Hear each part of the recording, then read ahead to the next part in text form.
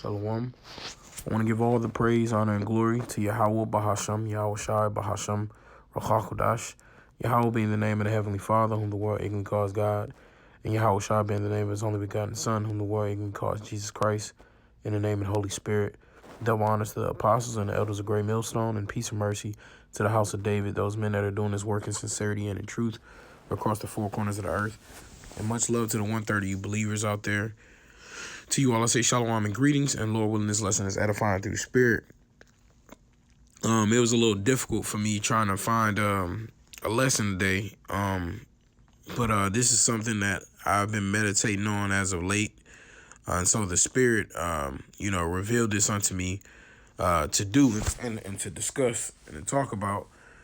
All right, so many times as we have this walk, we're in this walk of the truth. And we have many lessons to learn, so many things that were not taught to us by the world.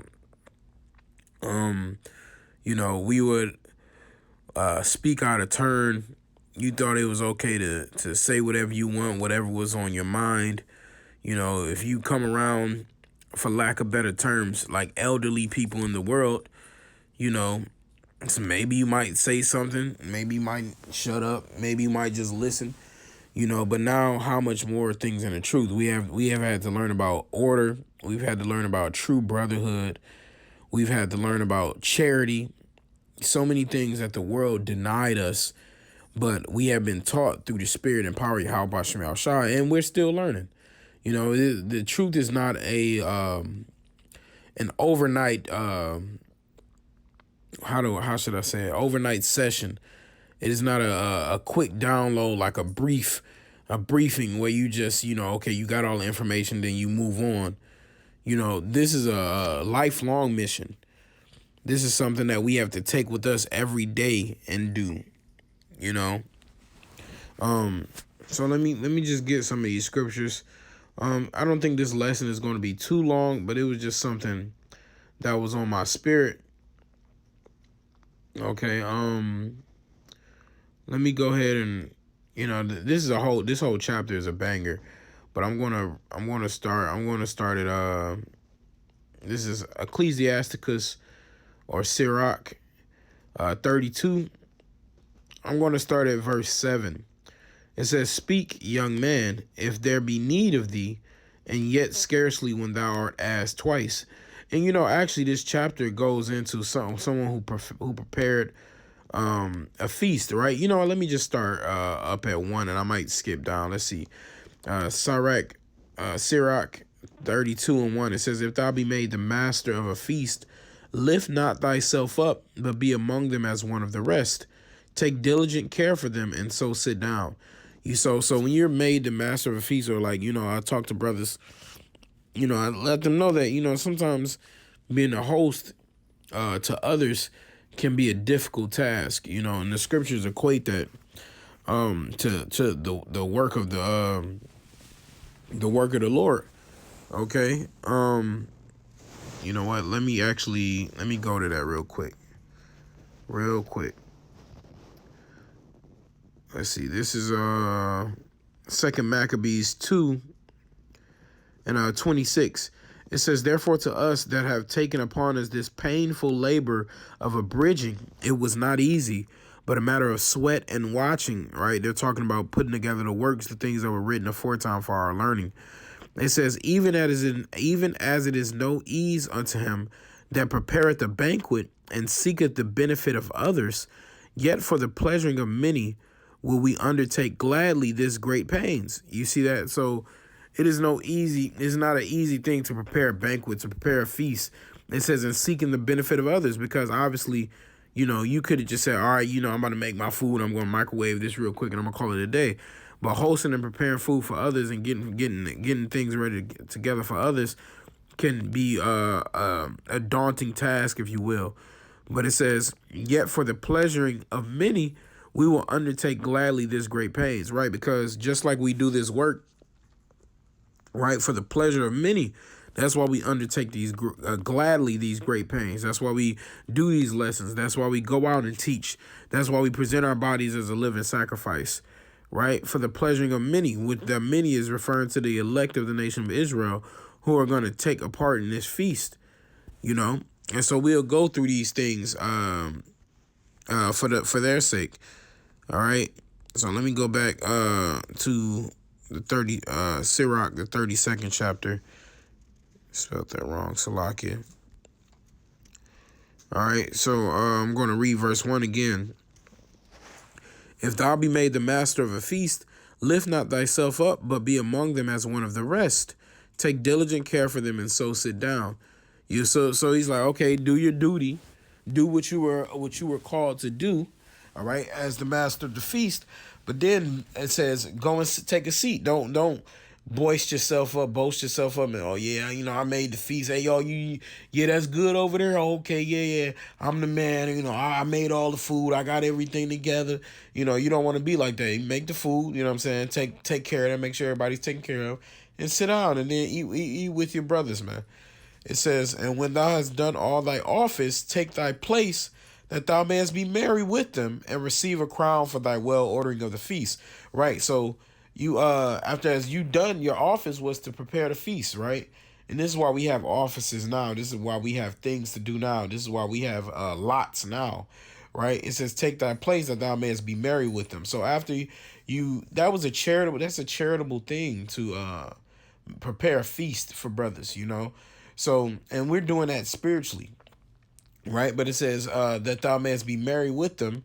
And so when brothers eat, and the scriptures say, I believe in 1 Corinthians maybe 3:31 or 13:31, it says,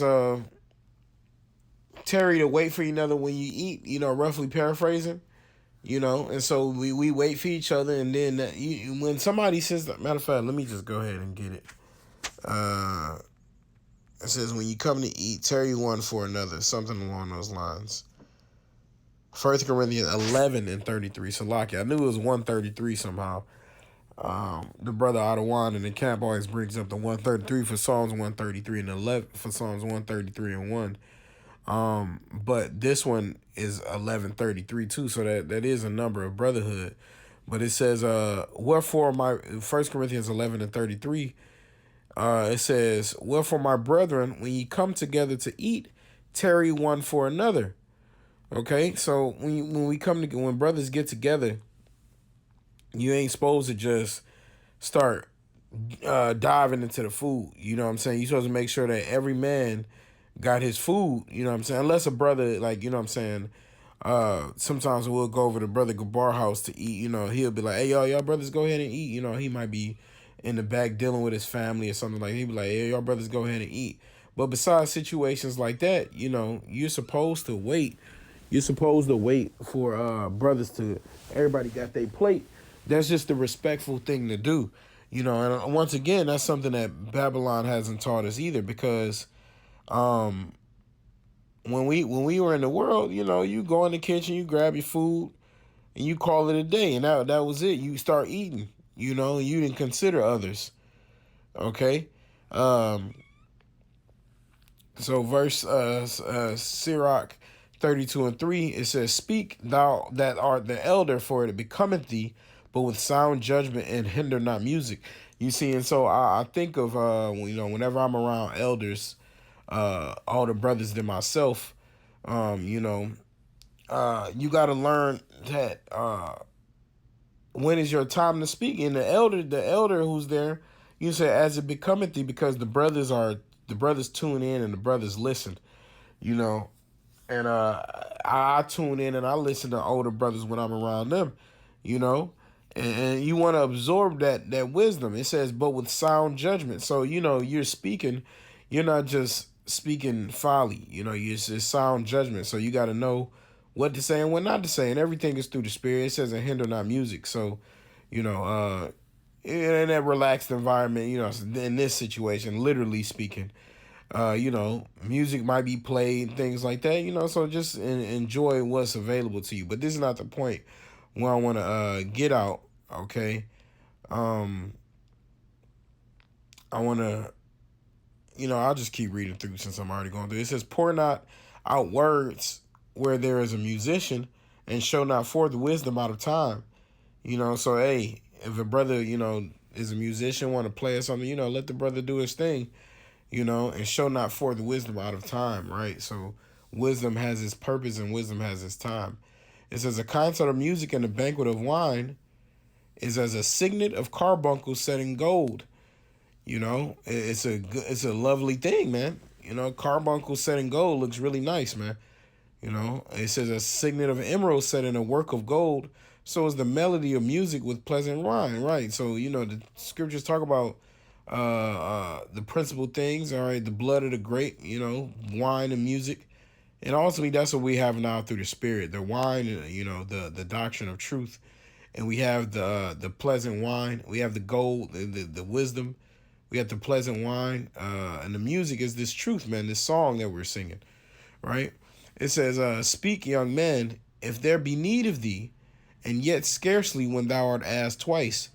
Right. So speak, young man, if there be need of thee. Like, so if an older brother or if elder or apostle asks you a question, you gotta answer the question. But it says, yet scarcely when thou art asked twice, man. You gotta be careful of the things that you speak. But if there's need of you, you answer.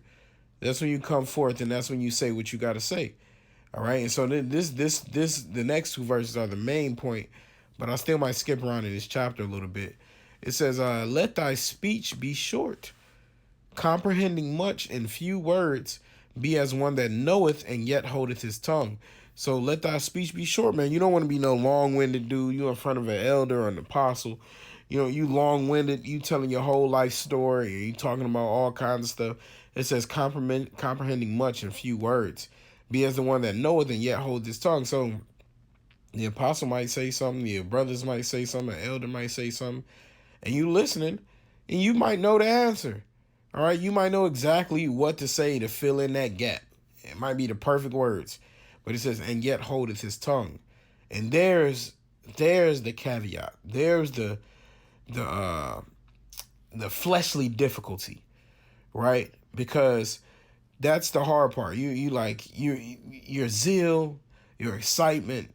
You want to get to know an elder better. You want to get to know an apostle better.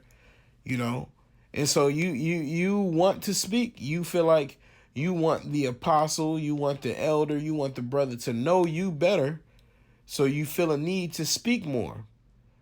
But holding your tongue is key, and trust me, that doesn't go unnoticed when you hold that tongue. And the apostle, the elder, or the brother might show greater love to you for doing so.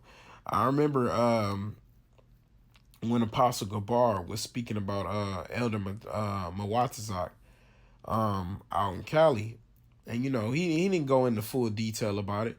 But I remember him saying, he said, when I met the brother, I remember him being relatively quiet. And he said, you know what? It's absolutely nothing wrong with that. He said that's a beautiful thing through the Spirit. And that brother, he's a fiery brother. He has an amazing spirit from what I can, what we see, and but at the end of the day, he took hold of the scriptures to know to not speak much, even though he may have wanted to. The brother may have wanted to. And see, but if you may know, but you got to hold that tongue, man. Keeping your peace. Okay?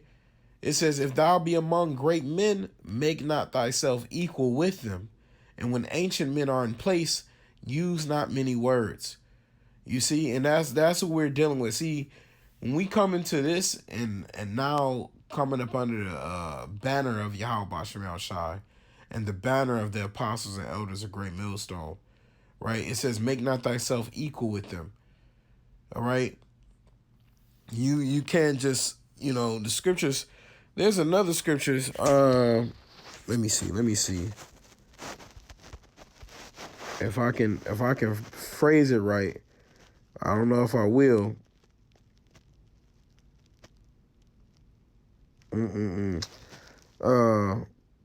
But there's roughly calling. It's probably gonna be more difficult for me to find, but it says basically, don't surround yourself with them. Let him call you up. Let them, you know, let the elders or the apostles call you up in that nature. All right, yeah, I can't find it. Salakia. But if somebody finds it, feel free to put it in the comment board, Baba Kushah.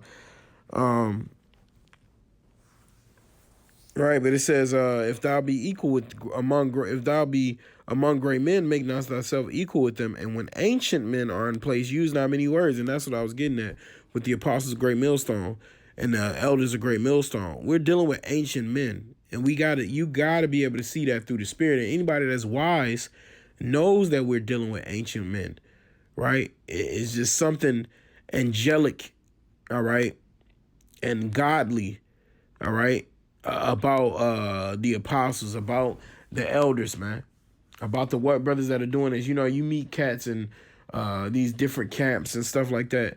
Yeah, they done been around, you know, but these aren't they men, but they ain't ancient, man. It ain't by ancient men. We're talking about the 144,000, right?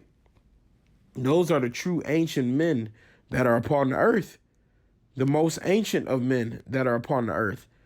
Okay, the 1/3 even, you know, but especially the 144,000. Lord willing, we be at that number.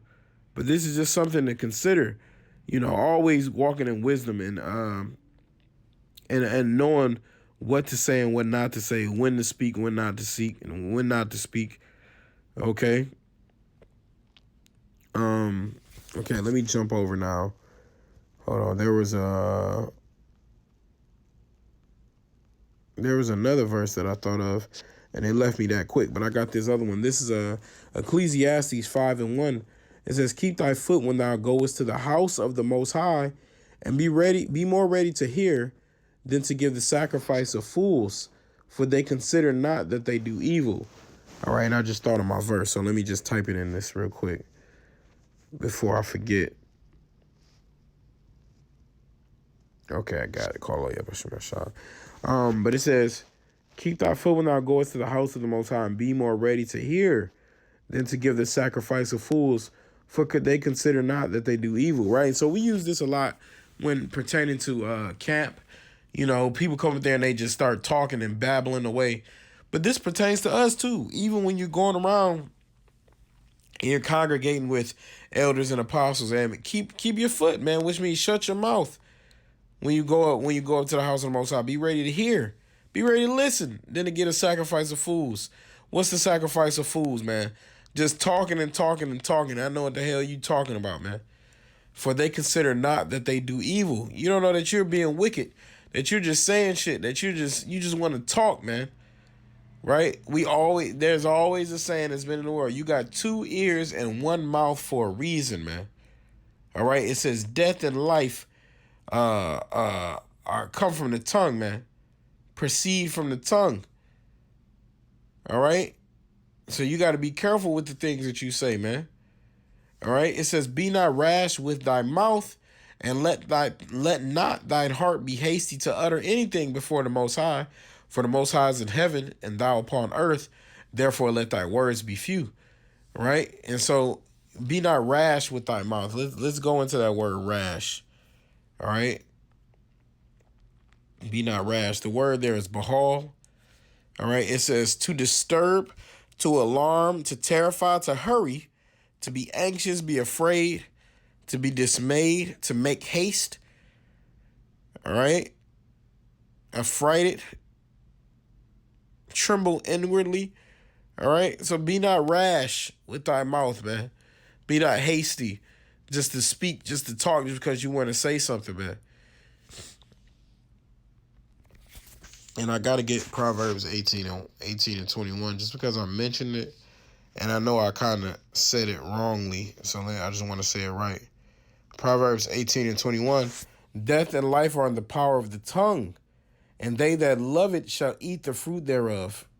You see, death and life are in the power of the tongue. You know, and there's another one that I can get, Lord willing. All right. I'm going to get this first. This is James 1 and 19. It says, wherefore, my beloved brethren, let every man be swift to hear, slow to speak, and slow to wrath. For the wrath of man working not the righteousness of the Most High. Right. The main part I want to get here is be swift to hear and slow to speak, and that's something that we've had to learn through the Spirit. You know what I'm saying? Because in the world, you thought you could just talk whenever you want to talk, whenever you had opinion. You know, even when I was young, you know, when it came to my parents, I was never disobedient. I wouldn't dishonor my parents, but I would say that I was a what's the word I want to use? Opinionated child. I'll just say that I was an opinionated child. You know, so if there were times where I felt that I was wronged, I would speak up. You know, and you know, in some way I can understand how I felt in that way, but I gotta understand order. You know, if my parents tell, sometimes you got to do things in the truth that are uncomfortable. Sometimes you got to do things that you didn't want to do. You know, if a brother say, "Hey, brother, you know, this elder brother is coming in from, you know, from another state, and I need you to go to the airport and pick him up for me." You know what I'm saying? Because I know you got availability during that time. You know, you may not want to. You might have thought that was gonna be your rest day. You was gonna chill. It may bother you to go do it, but you gotta. If it's in the spirit, you know, all right, brother. You know, I'll take care of that for you. The same thing how my parents used to say things to me, and though it would bother me, you know, a lot of things that they did to me now have turned out to be a benefit in my adult life. But see, that's why your parents, even though, especially dealing with Jake and N-Dub as a mother sometimes, and I love my parents, you know, but you gotta. They in their own roundabout way, they gotta Mr. Miyagi you, man. You know, they gotta teach you lessons by doing shit. Kinesthetic learning. You know, wipe in, wipe out. You know what I'm saying? Type stuff, man. Clean the bathroom. Take out the trash. Even though it seems like they're making you do little tasks here and there. But ultimately, now what? Now I know I gotta you know, wash my dishes. I got to take my trash out. Now I've learned how to be a man who can take care of myself, you know, even though we need slaves and wives, but that's beside the point. We were made able to be able to take care of things on our own through the spirit and power of Yahweh Shem El Shai. Okay. This is James 3:5. It says, even so, the tongue is a little member and boasteth great things. Behold, how great a matter a little fire kindleth. It says that the tongue is a fire, a world of iniquity. So is the tongue among our members, that it defileth the whole body, and setteth on fire the course of nature, and is set on fire of hell. You see, so that tongue, all right, is you gotta know what to speak and what not to speak, because you can start a whole fire from something that you say. And when it comes around being around brothers, that's a fire that couldn't, you know, brothers talk about forgiveness, right? Forgiveness in the scriptures, but hey, man, that little fire might be burning in a brother if you've offended or if you've done something wrong. So, you know, we love each other, and sometimes we're in our mirth and we get happy and been drinking a little bit. But even then, you're supposed to have a reservation and your wits about you, if you will. All right. I'll keep reading. It says, for every kind of beast and of birds and of serpents and of things in the sea is tamed and has been tamed of mankind. But the tongue can no man tame. It is an unruly evil full of deadly poison. You see, so that tongue, man, that tongue can get you in some trouble. You know, it can, how great a matter a little fire kindleth, man. So just being careful and mindful of your tongue and the things that you can do with it and how powerful it can be. And see, that's a precept for what it says, that it defileth the whole body, because the Lord says the things that come out of your mouth are what defiles you, right? And mainly, you know, that goes into the doctrine that we speak, because these men say things like Christianity saying pork is good as long as you eat it. They're defiling themselves by saying that, because that's not true. Okay, that's defiling their temple, and that's defiling the words of the Lord, right? So not washing your hands is not going to defile you, but true defilement is the things that you say, man. All right, so just always walking in wisdom and being mindful of those things, man. You know, so I just wanted to get that off through the spirit, man. And I pray it was edifying because you know, this is just an admonishment. You know, and also to myself, because I definitely learned lessons more. I learned lessons more and more about myself. The more I grow in this truth, the more years I get in this truth, I start to see protocol. Even I start to see growth. I started to see growth, you know, and I started to see things that I should do and things that I shouldn't. Times where I may have done something too hastily and how I should have gone about it the right way. Of course, hindsight is always 20/20, but at the end of the day, you know, steps are in place, things are in place in order for us to try to get it right to the best of our ability. So, like, yeah, I had to add this part. This is Ecclesiasticus 20:5. It says, "There is one that keepeth silence and is found wise, and another by much babbling becometh hateful. Some man holdeth his tongue, some man holdeth his tongue because he hath not the answer, and some keepeth silence knowing his time." You see, so keeping your peace is wise, man. It says one that keepeth silence is found wise. You know, the scriptures in Proverbs says, even a fool when he holdeth his tongue is counted wise, man. All right. It says some man hold his tongue because he hath not the answer. So if you don't got the answer, you know, you keep your mouth shut. Right. It says some keep it silent knowing it's time. Right. So you just gotta wait. You gotta wait your time, man. You know, you might know, but you just gotta chill for a second. It says a wise man will hold his tongue till he see opportunity. Right. And hey, this even go, you know, I'm, you know, even in my position at the cap, you know, I still want to listen to the brothers. I still don't want to hold my peace. I still don't want to interrupt brothers and interject, you know. It says a wise man will hold his tongue till he see opportunity, but a babbler and a fool will not regard time. A babbler and a fool will regard no time. He that useth many words shall be abhorred, and he that taketh to himself authority therein shall be hated. You see, so hey man, you know, don't take your own authority. Don't be just babbling, running your mouth. You know, you gotta hold your peace, man. And you know, you'll know. It says a wise man will hold his tongue till he see opportunity. You know, that's what it's about, man. Being able to see spiritually to know when to do things, man, and that's just it's more than talking. This is about how you walk in this world. You got to do things through the spirit, you know. So I just wanted to get those out, you know. But I'm gonna wrap up the video on my other snippet, you know. And so I just want to say that. So hey, Lord willing, this lesson was edifying. I want to give all the praise, honor, and glory to Yahweh, Bahasham, Yahweh Shai, Bahasham, Rachakodash. Double honors to the apostles and the elders of Great Millstone, and peace and mercy to the house of David. Until next time, Shalom.